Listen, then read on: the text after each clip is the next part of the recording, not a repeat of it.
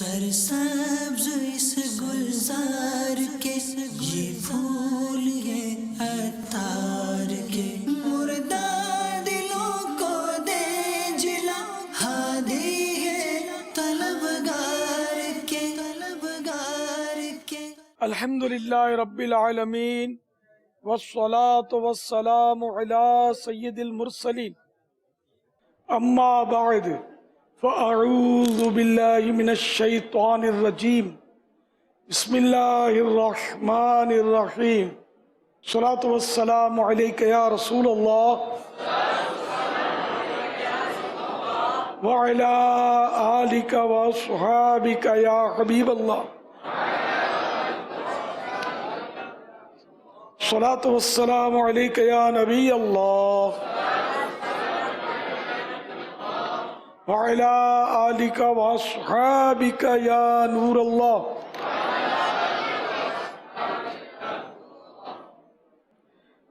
فرمایا آخری نبی صلی اللہ تعالی علیہ وآلہ وسلم،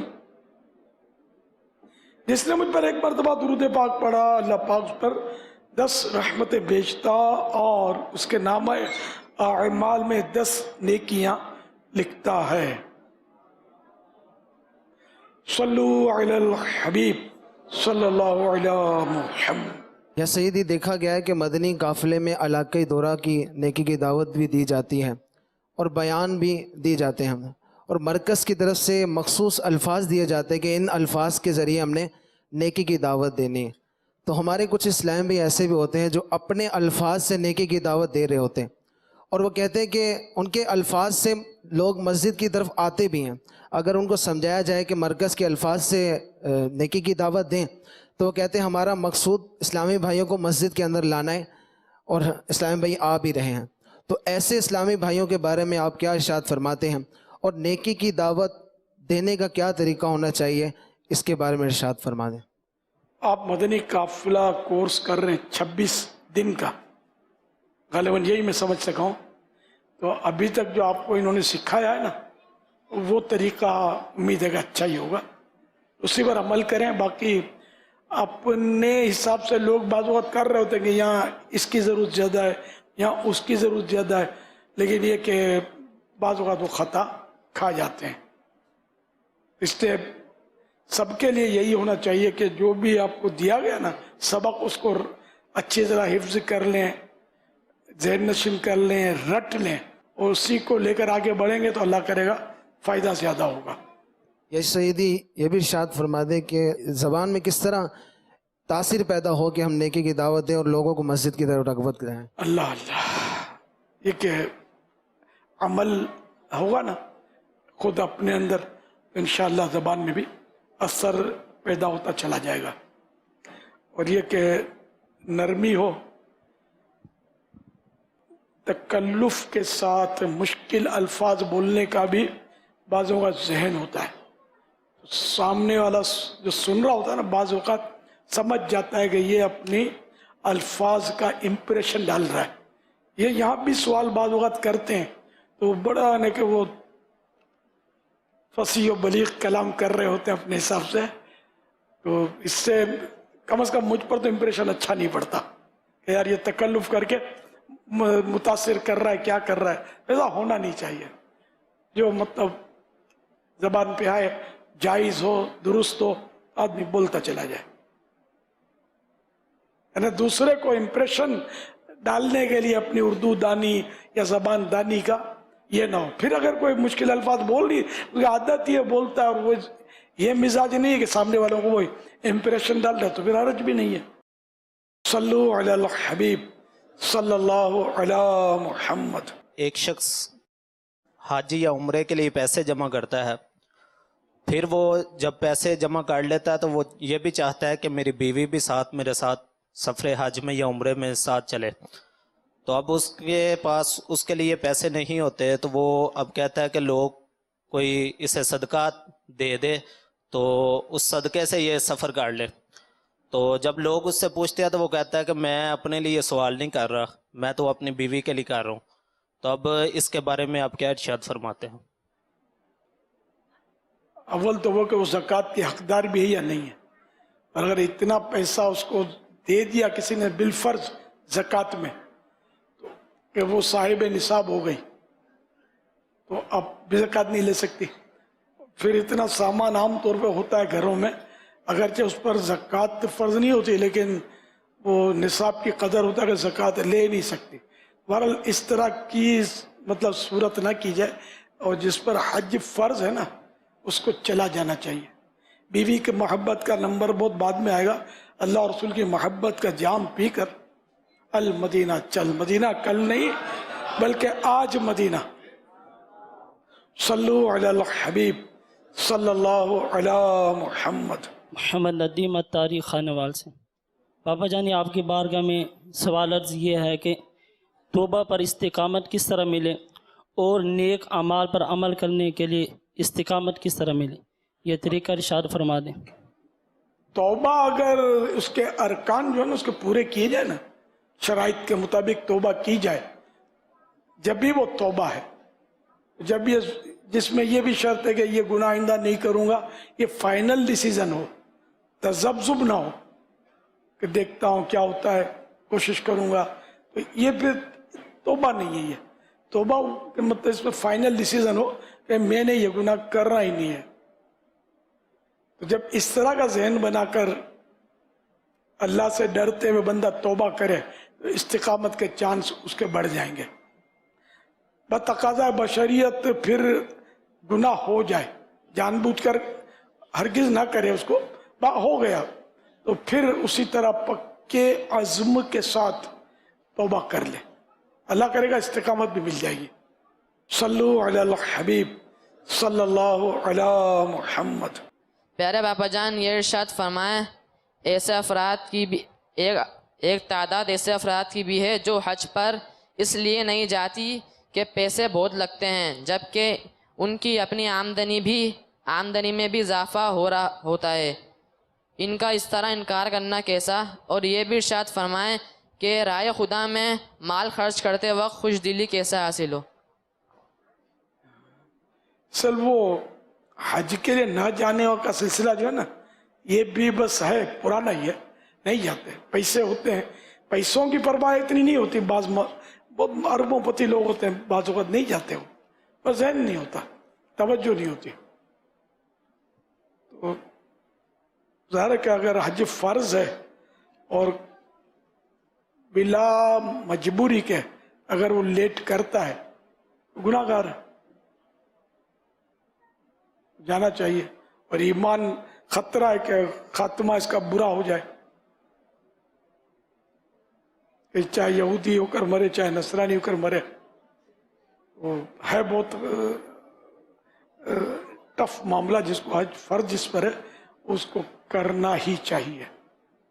زندگی میں ایک باری تو فرض ہے، وہ بھی شرائط کے ساتھ صاحب استطاعت پر. پیسے کتنے ہی ہوں اس پہ خرچ ہوتے ہوں، اب وہ پیسے جو رائے مدینہ میں خرچ نہ ہو، کیا کرنا ہے؟ کیا کس کام پہ پیسے؟ اس پیسے کے نصیب ہی تو پھوٹے ہیں نا. رائے مدینہ میں خرچ ہونے سے وہ رک رہے. صلو علی الحبیب صلی اللہ علی محمد. ابھی امیر اہل سنت 12 ماہ کا سفر جاری ہے. میرا آپ سے سوال یہ ہے کہ شلوار ٹخنوں سے اوپر رکھنی ہی چاہیے، تو ٹخنوں سے کتنی اوپر رکھنی چاہیے؟ اور ٹخنوں سے اوپر رکھنا مستحب ہے یا سنت یا واجب یا فرض؟ اور آج کل مسلمانوں کا شلوار ٹخنوں سے اوپر رکھنے کا رجحان بالکل ختم ہوتا جا رہا ہے، تو اس کے بارے میں آپ کچھ ارشاد فرما دیں. ٹخنوں سے اوپر سنت ہے رکھنا. اب کوئی بد مذہب ہے، اس نے داڑھی رکھی ہے، ہم کیا نہیں رکھیں گے؟ ہم تو رکھیں گے ہی نا. داڑھی اپنی جگہ پر ہے تو ہم سنت آقا کی، واجب کا درجہ ہے اس کا. کم از کم ایک مٹھی، یعنی مٹھی، ایک مٹھی ہو نا، ایک مٹھی سے زیادہ رکھنا بھی اتنا کہ مذاق کی حد تک پہنچ جائے یہ بھی منع ہے. تو اگر کوئی غلط آدمی منہ سے کھاتا ہے تو ہم ناک سے نہیں کھائیں گے، ہم بھی منہ سے ہی کھائیں گے. تو ٹخنوں سے اوپر رکھنا یہ پیارے آقا کی سنت ہے صلی اللہ علیہ وسلم. اور یہ آدھی پنڈلی اور ٹخنے کے درمیان مطلب یہ رکھنا ہوتا ہے. آدھی پنڈلی تک بھی رکھ سکتے ہیں کیونکہ ٹخنے سے اوپر تک کی بھی گنجائش موجود ہے نا, ہم ٹخنے سے اوپر رکھتے ہیں. صلو علی الحبیب صلی اللہ علی محمد. کیا وظیفہ کیا جائے کہ مدینہ پاک کی حاضری نصیب ہو جائے اور حج کے اسباب پیدا ہوں؟ نیز تصور مدینہ کے کیا آداب ہیں ارشاد فرما دیں. درود شریف کی کثرت کی جائے, بہت درود شریف پڑھتا رہے, مدینہ شریف کی حاضری کے لیے دعا کرتا رہے, گڑ گڑاتا رہے, سرکار کی بارگاہ میں التجائیں کرتا رہے, انشاءاللہ حاضری بھی ہو جائے گی. جب بلایا آقا نے خود ہی انتظام ہو گئے. صلو علی الحبیب صلی اللہ علی محمد. ہم نے کتابوں میں پیر کامل کی شرائط پڑھی ہیں, تو جس میں وہ شرائط پائی جائیں وہ پیر کامل ہوتا ہے. کیا مرید کے لیے بھی کوئی ایسی شرائط ہیں کہ جس سے پر وہ عمل کرے تو وہ مرید کامل بن جائے؟ اصل وہ کامل کا اضافہ ویسے ہی ہے, بس پیر کامل. پیر ہوتا ہے وہ جو کامل ہو.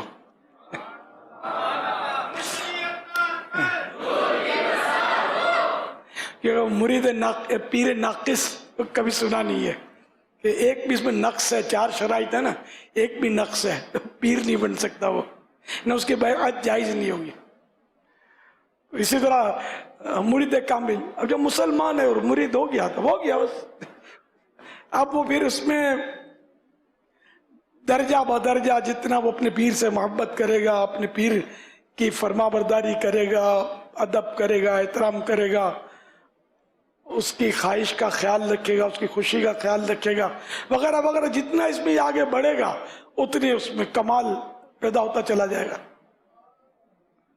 ورنہ ہے تو مرید کامل, کہ آدھا مرید تو نہیں ہو سکتا نا, تو ہوتا تو پورا ہی ہے مرید, وہ کامل مانے پورا. صلو علی الحبیب صلی اللہ علی محمد. آپ کی بارگاہ میں سوال یہ ہے کہ کچھ اسلامی بھائیوں کے اوپر قضا نمازیں ہوتی ہیں, اور عموماً ایسا ہوتا ہے کہ جب دعوت اسلامی کے مدنی ماحول سے وابستہ ہوتے ہیں تو 5 وقت کی نماز پڑھنے کی توفیق اور سعادت ملتی ہے. اس سے پہلے کچھ قضا نمازیں ہوتی ہیں, تو ہم اپنی قضا نمازیں کس طریقے سے مکمل کریں کہ ہماری وہ ساری ادا ہو جائیں؟ حساب لگائیں کہ کتنی نمازیں قضا ہوئی ہیں. اگر حساب نہیں ہو پا رہا تو جب سے بالغ ہوا تب سے حساب لگا لے. پڑھتا ہی نہیں تھا جیسے, تو 12 لڑکا جو 12 سال سے لگا لے, اسلامی 12 سال, جبکہ بالغ ہونے کا بھی اس کو نہ پتہ ہو کہ کب ہوا تھا. 12 اور 15 کے درمیان لڑکا اور لڑکی 9 اور 15 کے درمیان بالغ یا بالغہ یہ ہوتے ہیں. تو حساب لگا لیں کتنی نمازیں قضا ہیں, پھر اس کے مطابق ادا کرتے رہیں. یہ جو ہوتا ہے کہ روز کی ایک نماز قضا کرتے رہیں 5 نمازوں میں, ایسا نہیں ہے. بلا وجہ تاخیر کرنا گناہ ہے. قضا میں واجب ہے کہ فوراً جتنی قضا ہیں وہ کرتا چلا جائے. جو ایسے ضروری کام جن کو چھوڑا نہیں جا سکتا, ان کے علاوہ مطلب وہ قضا کرتا رہے تاکہ جلدی اپنے فرض سے یہ فارغ ہو جائے. اس کے علاوہ اگر ہم نماز نفل ادا کریں گے, اس کی جگہ بھی ہم اپنی قضا پڑھتے رہیں. نفل لفظ ہے, نفل. جو نفل منصوص ہیں حدیثوں میں جن کا آیا, اشراق, چاشت, تہجد یا ظہر کے فرضوں کے بعد جو سنتوں کے بعد 2 نفل ہوتے ہیں, یہ اشراق کے, مغرب کے, ابابن. تو یہ جو منصوص جن میں نص آئی, شریعت میں دلیل آئی جس کی, وہ تو یہ تو پڑھ سکتے ہیں. باقی جو نوافل ہوتے ہیں یا بڑی راتوں کے بعض حدیثوں سے جو ثابت ہوتے ہیں, منصوص اس کو بولتے ہیں, جس میں نص آتی ہے, دلیل آتی ہے جس پہ کوئی, تو اس طرح کے نفل تو پڑھے جا سکتے ہیں. باقی نوافل جو ہوتے ہیں اس کے بجائے بہتر یہ کہ قضا عمری کرے. وہ کلام نہ کاش کہ میں دنیا میں پیدا نہ ہوا ہوتا، اس میں بھی خیر وہ تو میرا جذبات ہیں. حضرت سیدنا صدیق اکبر رضی اللہ عنہ نے پرندے کو دیکھا درخت کے شاخ پر، ادھر سے اڑتے ادھر بیٹھتا ہے ادھر بیٹھتا ہے، تو فرمایا کاش میں پرندہ ہوتا کہ اس طرح میں نو ٹینشن فری ہو کر میں یہ کرتا. ہم کو تو قبر کے مسائل، پھر ایمان سلامت لے جانے کے مسائل، پھر قیامت کے مسائل، خیر یہ تو قطعی یقینی جنتی ہیں. عاجزی فاروق اعظم کا فرمان ملتا ہے کہ کاش میں دمبا ہوتا، شیپ، اور مجھے کھلا پلا کر موٹا تگڑا تازہ کرتے اور پھر مجھے ذبح کر دیا جاتا، کچھ گوشت کھا لیا جاتا، کچھ سکھا دیا جاتا. اس طرح کے اور بھی اقوال ملتے ہیں صحابہ کرام کے، بزرگوں کے. اس میں کوئی حرج نہیں. اگر کسی نے کہا کہ مطلقاً بھی کہا کہ کاش میں بکرا ہوتا تو اس میں بھی حرج نہیں ہے. صلو علی الحبیب صلی اللہ علی محمد. میرا نام محمد یوسف عطاری، اسپین بارسلونا سے 12 ماہ کے مدنی قافلے میں حاضری ہے. اور باپا جان کی بارگاہ میں سوال یہ عرض ہے کہ بستہ روحانی علاج کا خادم ہوں اسپین. تو آپ بھی ان 5 میں سے ہیں جی جو تشریف لائے؟ جی ماشاء اللہ. اب اسپین میں بھی اسی حلیے میں رہتے ہیں؟ جی الحمدللہ. اب یار کچھ تو خیال کرو. یہاں بولتے ہیں کہ ہمارے ماحول یوں ہے، ہمارے ماحول یوں ہے. وہاں کا ماحول یار نہ خطرناک ماحول ہے. اس میں تو یہ اس حلیے میں رہتے ہیں تو آپ کیا شرماتے ہیں یار. یا تو اسلامی ملک ہے، کوئی پوچھنے والا نہیں ہم کو کیوں داڑھی رکھی اور کیوں زلفیں رکھی اور کیوں ہر وقت امامہ پہنتے ہو، ہے نا. بس وہ کہ جس کو جذبہ مل جائے، ہے نا، وہ دنیا کے کسی بھی کونے میں ہو وہ آقا کی سنت کو نہیں چھوڑتا. ہم بھی نہیں چھوڑیں گے انشاءاللہ. سنتیں عام کریں دین کا ہم کام کریں، نیک ہو جاؤ اے مسلمان مدینے والے. صلو علی الحبیب صلی اللہ علی محمد. باپا یہ آپ کا فیض ہے کہ وہاں پہ 17-18 سال کے نوجوان بھی جو ہیں وہ زلفیں رکھے ہوئے ہیں اور اسی ماحول سے یہ تبدیل ہو کر اسی شلوار قمیض میں ہوتے ہیں اور داڑیاں بھی رکھ رہے ہیں اور امام شریف بھی سر پہ سدا سجا کے رکھتے ہیں. پر نصیب کی بات ہے. آج ہی میں نے کسی کے پیغام میں سنا کہ وہ بتایا تھا، اس میں پیغام مجھے نہیں دیا تھا، کسی کو دیا تھا. میں ہے کراچی کے، وہ میں امریکہ گیا تھا فلموں میں کام کرنے کے شوق میں. تو وہاں مجھے ایک کیسٹ کسی نے دے دیے ہوں گے. ایک تو نام تھا 3 قبریں، اس پہ اوکاڑا لکھا تھا، اوکاڑے میں بیان ہوا تھا میرا. دوسرا نام ذہن سے نکل گیا میرے، صوتی پیغام ہے میرے پاس. تو یہ 2 کیسٹیں میں نے سنی تو میرا تو بالکل وہ سارا نشہ اتر گیا اس کا، وہ یہ الٹا سیدھا جو بھی تھا. تو میں تو مطلب یہ سب ڈر گیا میں تو، اور میرا ذہن بدل گیا. اور الحمدللہ میں نے تو پھر بعد میں جا کر وہ امامت کورس کیا، آن لائن کیا ہوگا انہوں نے، اور اب ایک مسجد میں امام لگ گیا ہوں میں. سبحان اللہ. کہاں فلم ایکٹر کہاں امامت. تو یہ دعوت اسلامی کی یہ آڈیو کیسٹ ہوتی تھی اس دور کی باتیں، یہ بات پرانی ہے جو انہوں نے یہ بیان کی ہے. لکھاں نوجواناں نوں داڑیاں رکھوائیاں نے، امام سجوائے نے، زلفاں رکھوائیاں نے، میٹھا مرشد دیکھو تقدیر آئے سوار دا، میرا پیر میرا پیر میرا پیر میرا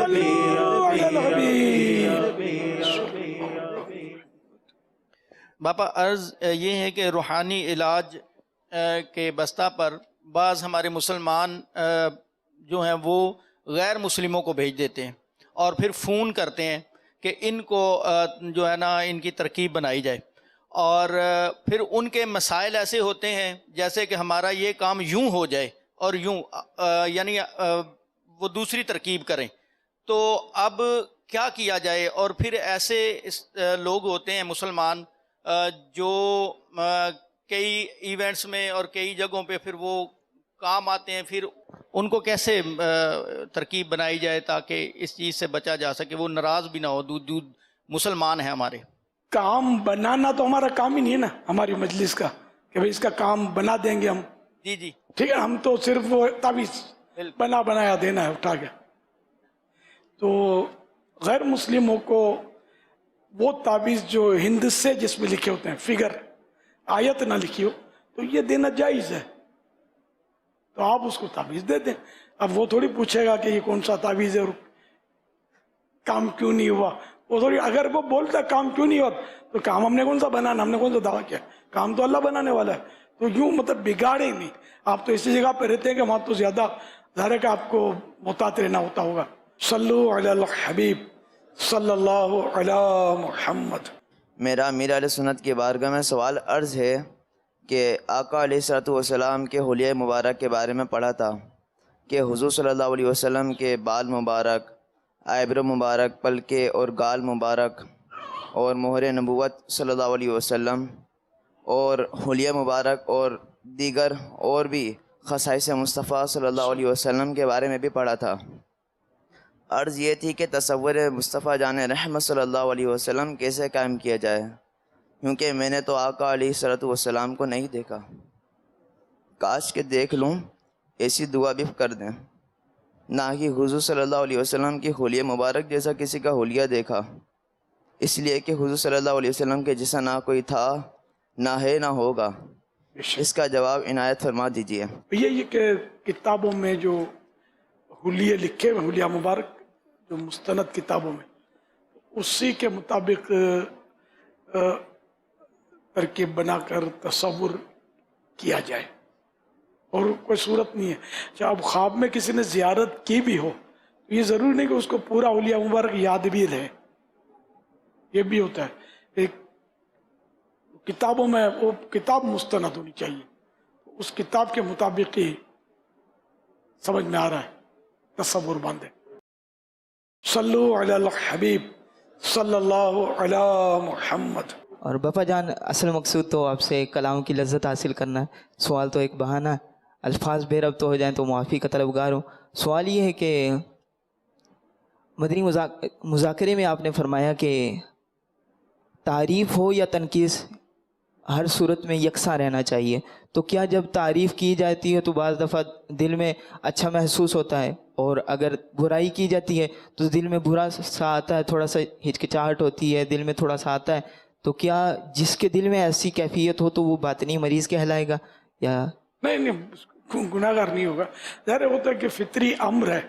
اب وہ تو مدح و ذم جس کے لیے یکساں ہوں، بہت بڑی ہستی کے مالک ہوتے ہیں، لیکن تعریف اور وہی تنقیص یہ نہیں آئے گا اس کی وہ ضد میں، اس کی ضد میں تعریف اور مذمت، مدح و ذم، مدح من تعریف، ذم من یہ مذمت، تو مدح یعنی تعریف ہو یا مذمت ہو، دونوں صورتوں میں یکساں تو وہ شیرخوار بچہ ہوتا ہے، تو اخلاص کی ایک تعریف یہ لکھی ہے کہ وہ دودھ پیتے بچے کی طرح ہو، کہ تعریف کرے تو بھی اس کو کچھ نہ پتہ چلے، اس کی مذمت کرے تو بھی کچھ پتہ نہ چلے، یہ ایک تعریف ہے اخلاص کی۔ اخلاص کی اور بھی کئی تعریفات ہیں۔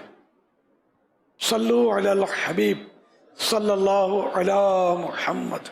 میرا یہ سوال تھا کہ ہم ٹائم کو کس طرح مینیج کر سکتے ہیں، نیز سستی اور کاہلی کس طرح ختم کر سکتے ہیں، اور فرض اور واجب میں کیا فرق ہے، یہ جواب ارشاد فرما دیں۔ یہ خود اتنا لمبا سوال ہے، اگر اس پر رسالہ ہے ایک اپنا دعوت مکتبۃ المدینہ کا انمول ہیرے، یہ اس کے ذریعے معلومات حاصل ہو سکتی ہے۔ اچھا، پھر ہر ایک کا اپنا اپنے کا زندگی کا انداز ہوتا ہے، اسی طرح وہ اس کو مینیج کرے گا۔ دوسرا بولے گا یوں یوں کر لو تو وہ شاید نہیں کر پائے گا. اس کے آرام کے اوقات میں کچھ فرق ہوتا ہوگا, اس کے کھانے پینے کے ٹائمنگ میں فرق ہوتا ہوگا. جو روزہ رکھے گا وہ سحری کرے گا, ناشتہ نہیں کرے گا, اور آپ ناشتہ کریں گے مثلا. جو روزہ رکھے وہ مغرب کے بعد کھائے گا, اور عام آدمی 11-12 بجے کھاتے ہوتے ہیں. تو بہرحال انہیں کیا فرق ہوتا ہے. پھر جو نوکری کرتا ہے اس کا مینیج کرنے کا الگ انداز ہوگا, جو اسٹوڈنٹ ہے اس کا مینیج کرنے کا انداز الگ ہوگا. اس لیے وہ ایک فارمولہ سب کو کام آئے مشکل نا. تو اپنے طور پر خود ہی غور کر لیں گے, کوئی مطلب میرا منٹ ضائع نہ ہو کہ اتنے بجے اٹھنا ہے, اتنے بجے سونا ہے, اتنے بجے تہجد کے لیے جاگنا ہے, پھر وہ فجر کی نماز باجماعت چونکہ پڑھنی ہے, پہلی صف اتنے بجے تک مجھے مسجد میں مل سکتی ہے. اچھا, بعض مسجدیں ایسی ہوتی ہوں گی کہ جس میں نمازی کا انتظار ہوتا ہوگا کہ کب نمازی ہے نماز شروع کرے, تو پہلی صف ہی ہے. اور بعض جگہ ایسا کہ پہلی صف جلدی بھر جاتی ہوگی, تو جو وہاں رہتا ہوگا اس کے حساب سے اس کو مینیج کرے گا. علی ھذا القیاس, اسی پر آپ یعنی کہ اپنا خیال جما لیں, قیاس کر لیں, فیصلہ کر لیں کہ کس طرح آپ کو مینیج کرنا ہے. فرض اور واجب میں کیا فرق ہے؟ یہ بھی فرض اور واجب, فرض و واجب میں بھی فرض میں پھر فرض قطعی ہوتا ہے, فرض ظنی ہوتا ہے. تو یہ تفصیلات جو ہے نا بہار شریعت کے دوسرے حصے میں آپ کو مل جائیں گی. فرض, واجب, سنت موقدہ, سنت غیر موقدہ, مستحب, پھر حرام, مکروہ تحریمی, مکروہ تنزیہی, خلاف اولا, اساءت. سنت موقدہ کا ترک جو ہے اساءت کہلاتا ہے, یہ اس میں مل جائے گی. امیر علیہ سنت کی بارگاہ میں سوال یہ ہے, اگر کسی مسجد میں ایک بٹن سے 5 پنکھے یا 4 یا 10 پنکھے چلیں اور مسجد لائٹ بھی ساتھ آن ہو جائے, تو اس کا شرعی حکم کیا ہے؟ آپ نے مدنی مذاکرے میں اس حوالے سے تربیت کی تھی اور مسجد میں ایسا دیکھا گیا ہے, تو اب اس کا حوالے سے رہنمائی فرما دیں. اگر ضرورت پڑتی ہے, اتنے لوگ ہوتے ہیں کہ 5 پنکھے اس کو یعنی کہ ضرورت ہے, تب تو صحیح ہے. ورنہ باقی ایک آدمی آتا ہوگا اس کو 5 پنکھے چلاتا ہوگا وہ. جی, یہ گھروں میں بھی یہ مصیبت ہے کہ کئی بلب یہ ایک سوئچ سے چل رہے ہوتے ہیں. ہمارے یعنی کراچی کی بات کر رہا ہوں, یہاں بھی ایسا ہوتا ہے. اور آزمائش باہر ملکوں میں تو ہے, یہاں بھی ہے. یہ آزمائش ہے تو واقعی یعنی کہ وہ دل پریشان ہوتا ہے بعض اوقات. میں نے اپنے گھر میں تو بعض جگہ وہ 2 وے کر دیے ہیں, جس سے اپنا جہاں ٹیبل کرسی پر بیٹھتا ہوں وہاں 2 وے رکھا ہے, اسی کمرے میں ادھر بھی بٹن بتی اور پنکھے کا, اور ادھر بھی. تو جب ضرورت ہوتی ہے جیسے کوئی پیغام ریکارڈ کرنا ہے وغیرہ ضرورت ہے, تو عصا رکھا ہے, تھوڑا دور ہے ہی نہیں, اتنا کہ وہ عصا سے بند ہو جاتا ہے, کھل جاتا ہے, آن آف ہو جاتا ہے, ورنہ کھڑے ہو کر ہاتھ پہنچ جاتا ہے میرا. ایک ترکیب یہ رکھی ہے. جہاں نماز جس سیٹ پر میں پڑھتا ہوں وہاں بھی اس طرح کی میں نے ترکیب اپنے یہ بتی کی, پنکھے, ایک بتی ایک پنکھے کی, اور واش روم کے پنکھے بتیوں کی بھی, یہ دونوں طرف اندر میں جہاں سے چاہے جلا لیں, اس طرح بجھا لیں, کوشش مطلب یہ ہوتی ہے. لیکن ہر ایک یہ نہیں کرتا, نہ اتنی سمجھ پڑتی ہے. ادھر بتی جل رہی ہے ادھر نکل گئے, ادھر پنکھا چل رہا ہے ادھر نکل گئے. تو یہ مجھے مطلب مزہ نہیں آتا اس سے. تو آج سے نہیں, دعوت اسلامی کے پہلے سے ہمارا پرانا مکان تھا گؤ گلی میں, لکڑی کی سیڑھی تھی, سیڑھی بھی کمزور, کبھی کبھی اس کے اسٹیپ بھی ٹوٹ جاتے تھے, اندھیرا ایسا کہ اندھیرا. تو اب بتی جلاؤ تو پھر ساری رات جلے گی, تو میں نے اس کا بھی وہ 2 وے کی ترکیب کروائی تھی. جب میں رات کو دیر سے جاتا تو اندھیرا گھپ, اب جلا کے چھوڑ جاؤں, اوپر چلا جاؤں, بھلے سو جاؤں تو بتی تو رات بھر جلے گی. تو اوپر بھی سوئچ لگوا لیا, تو نیچے سے جلا کے جاتا, اوپر سے بند کر دیتا. رات میں اترنے کی ضرورت پڑتی, اوپر سے اس کو آن کرتا, نیچے آ کر آف کر دیتا تھا. یہ ترکیب رکھی تھی. تو اب یہ کہ ہر ایک کا یہ ذہن نہیں ہوتا, جگمگ चरागा हो रहा होता है, फिर बोलते हैं महंगाई बहुत है, बिल पेमेंट करने के पैसे नहीं है। तो ये भी हो रहा है, कोई फजूल खर्चियाँ रुकी महंगाई की वजह से, या गुनाहों से कोई सच्ची तौबा किसी को नसीब हुई, कोई मस्जिद में आकर अल्लाह की बारगाह में सजदा रेज हुआ, या अल्लाह माफ़ कर दे कि मेरे गुनाहों की शामत से महंगाई आ गई, ऐसा काम हमने सुना नहीं है किसी का कि इस तरह भी होता हो। लेकिन ये कि बस जो हो रहा है आपके सामने, जितना हो सके हम बच्चे हैं, मौका मिलता है तो समझाते रहते हैं, और कर भी क्या सकते हैं। सल्लु अला हबीब सल्लल्लाहु अला मुहम्मद। सरसब्ज इस गुलजार के